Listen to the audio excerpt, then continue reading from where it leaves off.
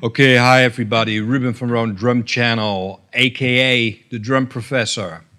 I'm a professor at the Conservatory of Amsterdam, and I want to teach you today about the subject of rudiments. And rudiments are very important, but first, please subscribe to my channel to get notified for all my drum lessons. Check out my drum channel.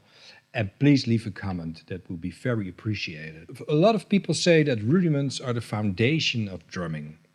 And that's also, of course, true. It's also something from the past. If you are a drummer of the 20th century and you start drumming in 1950 and 1960, the only thing you learned from your drum teacher were rudiments.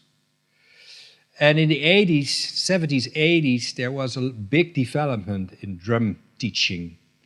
So the rudiments were a little bit at the background. And guys like Gary Chafee started to implement the rudiments and did a different explanation, like the groupings and the letters, that you get different stickings. But essentially, it's all the same.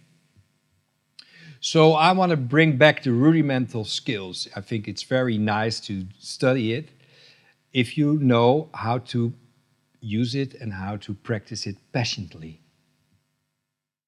The basic of rudiments it are stickings. So it's a combination of stickings and difficult technical things to do. And one of the most difficult technical skill you have to learn as a drummer are flams. So actually it are only combinations about flams, double flams, and stickings in different orders. So one of the most favorite rudiments around is of course the paradiddle. Everybody knows that rudiment. But a double stroke is also a rudiment. Even a single stroke is a rudiment. It develops your control of your drumming. That's why it's so good to practice. So one of the most famous rudiments next to the paradiddle is the six-stroke roll. But a lot of drummers use the six-stroke roll because it's a very nice, fluent sticking. It's one single, a double, and one single. So when you start with your right hand, you play right, left, left, right, right, left, right. So that's the original six-stroke. Right, left, left, right, right, left, right.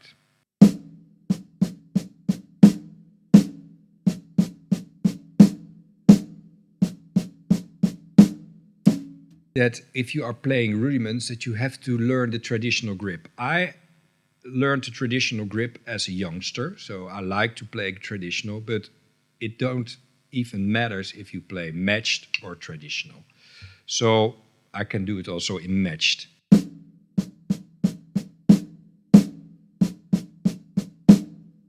So the first thing about technique is that I want to learn to play a lot with my wrist. It's not that you're finally going to play with your wrist, but your wrist motion is a very important thing in your stick handling. And you have to learn to use your wrist a lot. There are a lot of different ways they talk about technique. There are two groups actually. There are wrist drummers and there are finger drummers. And the group I love is the wrist drumming. And there are also the arm drummers, like the Arctic Monkey guys and the Foo Fighter guys. It's all good. But for me, it's all about the wrist, like you are in basketball, you know. So it's really this motion relax. So when I play these strokes, play all the strokes out of my wrist.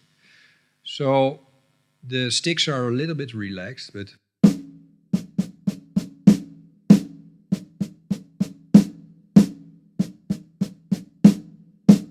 and what you hear is a lot of different dynamics. So the singles are loud and the doubles are soft. So that's a very good exercise, actually.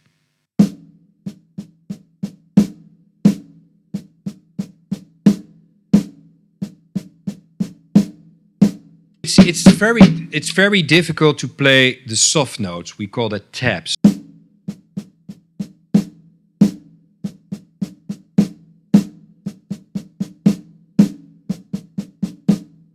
How do you practice actually this rudiments? It's also very important. There are not a lot of lessons about practice. So what's very important is that you take one tempo.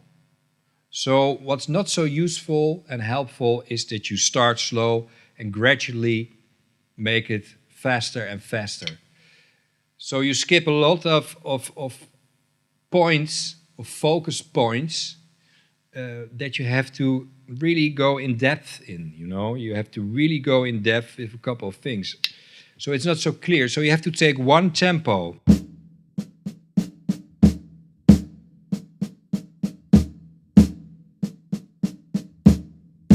And really watch what you're doing. That's very important. Watch your handling, your stick handling.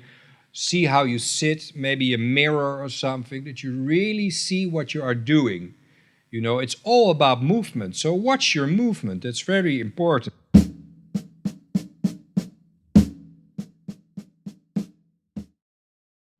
Is that you can play it like filling up the gap. 1 E and 2 E and 1 E and 2. The notes we don't play now, we're gonna fill it up with a double in 30-second notes. So like 1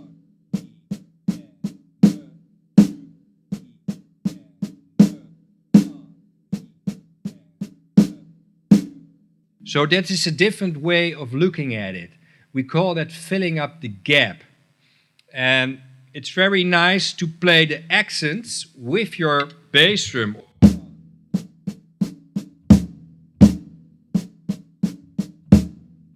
It's very important to make the hands and the feet together. So especially the left hand accent and the right feet, watch that it's really not flamming at all.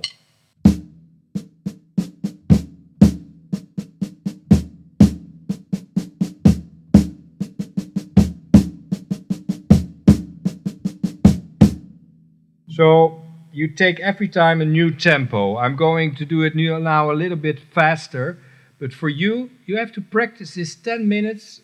See it as a meditative exercise. 10 minutes of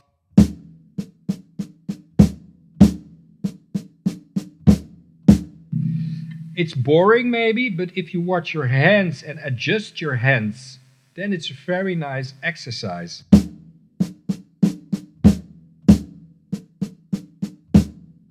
So the purpose is that you really are in control of what you're playing. That's your goal of your practice.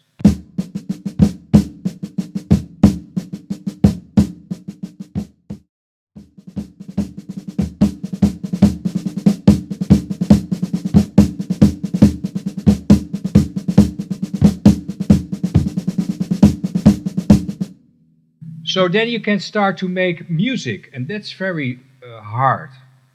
So now we have to going to see how your creativity is.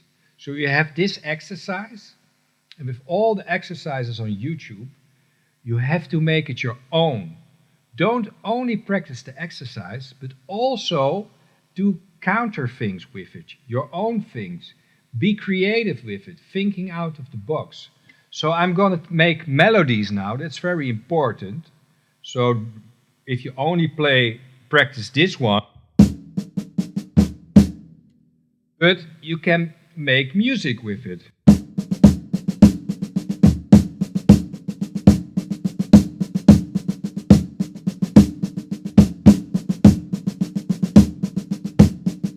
See what I do? So I have singles and doubles.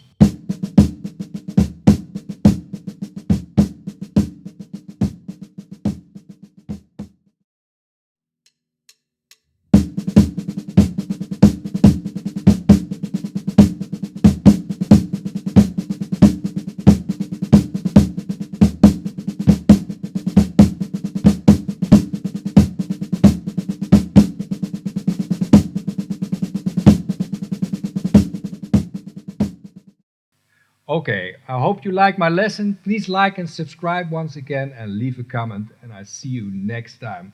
You can also check out this drum lesson or this drum lesson. Go to my Instagram or to my Facebook page, Ruben van Roon drum channel, or go to the Steve Gadd Drum Lesson group on Facebook. A lot of Steve Gadd drum lessons. See you next time and thank you very much. Thank you very much for watching.